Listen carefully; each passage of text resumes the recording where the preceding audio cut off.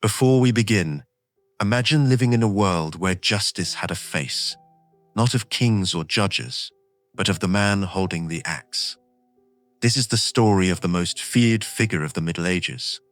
The bells toll, echoing through the medieval town. But today, they do not call to prayer. They summon the crowd to the square. A wooden scaffold rises.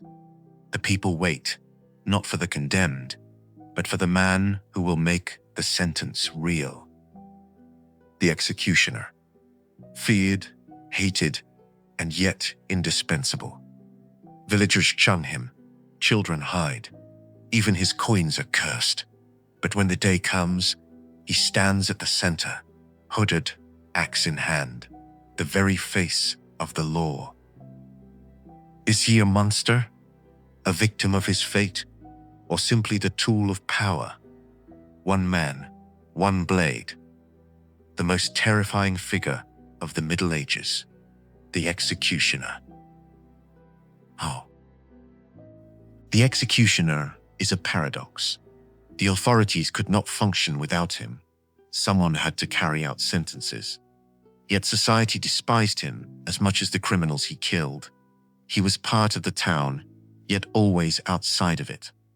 He had a house, usually on the outskirts, and a salary, though merchants refused his coins. In church, space was cleared around him. Children hid, and women avoided his family. Often, the profession was inherited. Sons became executioners because no one else would hire them. Entire dynasties of executioners existed, generation after generation. To the crowd, he was a symbol of evil, but in truth, he merely executed the will of others. Judges decided, rulers approved, and all hatred fell on him. He was both enemy and servant, stranger and insider, outcast and necessary. A man the town could not live without. An executioner's work is theater, and his props are terrifying. The axe, a symbol of authority. One precise strike could end a life instantly. A poor blow, and the spectacle became agonizing. The crowd judged such mistakes harshly. The sword, a privileged weapon for nobility and high criminals. The rope, for public hangings, a warning to all. More gruesome devices existed. The wheel, the rack, fire. Public torture was not just punishment. It was a lesson in fear. Every instrument sent a message. The law can take life at any moment. Outside the scaffold, the executioner's life was a life of shadows.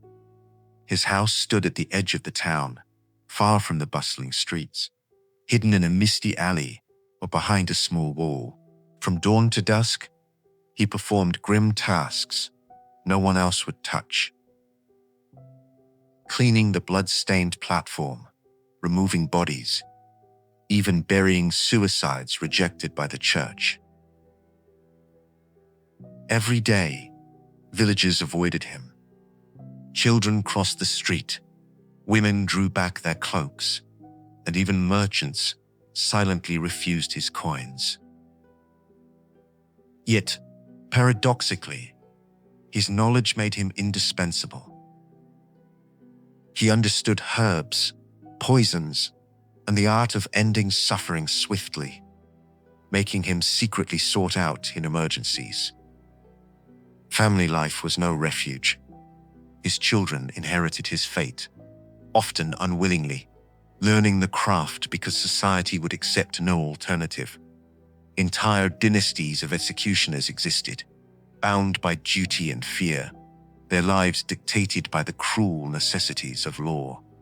Even simple pleasures were tinged with solitude. Eating alone by candlelight, staring at the cold stone walls of his home, he could not escape the knowledge of his reputation. He was simultaneously a servant of justice and a pariah, a man both feared and respected but never truly accepted. The shadows were his constant companions, reflecting the darkness of his profession. And yet, within those shadows, he found a grim rhythm, a work, a duty, a role that defined him more than any relationship or social acceptance ever could. Public execution in the Middle Ages was a theatre of fear, and the executioner was its master performer. The square filled hours before the condemned arrived. Merchants sold warm wine and roasted bread, children clambered on shoulders, and the crowd buzzed with anticipation. Every detail was calculated.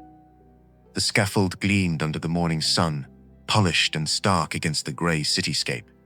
The executioner stepped forward, hood drawn low, leather apron fitted tightly, and the weight of his axe or sword resting in his hands. The crowd's eyes followed his every move. One precise strike silenced the square in awe. One mistake, and murmurs of disapproval rippled through the masses. It was a performance in fear, a demonstration of power. Nobles watched with solemn approval, peasants with a mix of fascination and horror. Every swing of the axe, every tightening of the rope, every motion spoke a message. The law is absolute. Yet, for the executioner, it was never just performance.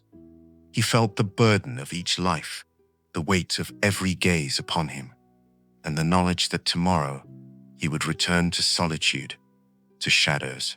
To the crowd, he was terrifying, even majestic. To the city authorities, a guarantor of order. He had to be precise, swift, and unwavering. The crowd expected nothing less, and his reputation demanded it. Every execution left a mark on the executioner's soul. He was supposed to be cold, precise, unfeeling. Yet every scream, every struggle, every scent of burning flesh lingered in memory. Some sought solace in drink, others in total isolation, and some mastered the craft with mechanical detachment. Even skill offered no protection. A misjudged strike or accidental cruelty could provoke the crowd's fury. Executioners could themselves become victims if the political tides turned. A loyal servant one day could find himself on the scaffold. The price was high. For each coin earned, a piece of his soul was claimed by fear, solitude, and the relentless gaze of the city. Relationships, family, and reputation all carried the weight of his grim profession. He traded normalcy for survival, anonymity for notoriety. And yet, in this harsh life, he persevered. Day after day, shadow after shadow, life and death intertwined in his hands. A master of his terrible craft, and yet forever its prisoner. Was the executioner a monster, or simply a tool of a society where fear was the main weapon? He did not choose who died, he followed orders. Yet thousands watched him. His name whispered as a warning. He was feared more than any criminal. Perhaps the truly terrifying thing was the society that made him its symbol. And still, if you had lived in the Middle Ages and met his gaze on the square, could you have faced him?